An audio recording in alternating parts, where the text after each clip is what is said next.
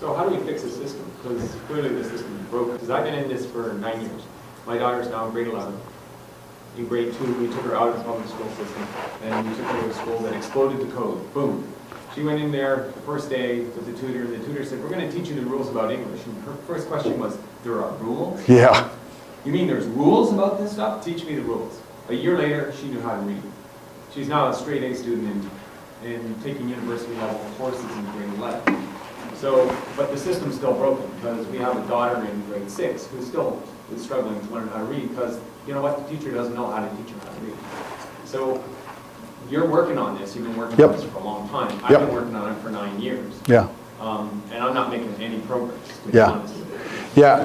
With the system. How do we fix the system? Well, it's going to require all these different constituency groups to have a conversation, a dialogue, and a shared frame of reference on how to think about this. Okay? Because what you're describing is, I've heard it time, and it doesn't matter where you go in the world, in the English-speaking world, you've got teachers you got teachers, you've got administrative support, you've got reading coaches or reading specialists, principals, district structures. You've got the way textbooks are written. We didn't even talk at all about the problem in the gap between the language that's implicit in the takeoff reading materials and the language level that's been part of the child's background up to that point. There's so many variables here, right? We keep wanting to make this thing simple, simpler than it really is, right?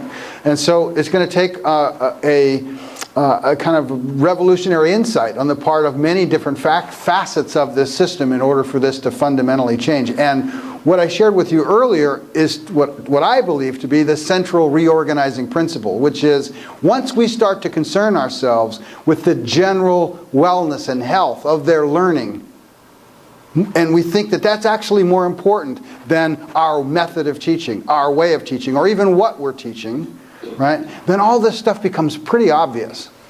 So long as that's obscured, and we are now pounding our method, what we think is important, and so forth, then we're into this endless war that's been going on for hundreds of years. I mean, this is not new. Benjamin Franklin was saying that this was more important than the Constitution, right?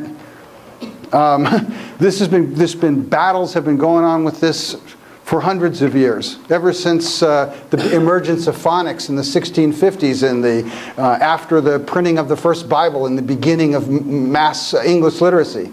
There's been problem after problem and battle after battle. And the problem is, in my view, we don't care enough about the health of their learning to organize how we're thinking together. And that's the point that I'm trying to make.